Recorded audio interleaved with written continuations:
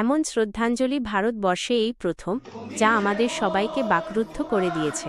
কথা না বলেও এক জীবন্ত যন্ত্রণা আজ শ্রদ্ধা জানাচ্ছে জুবিন ডাকে।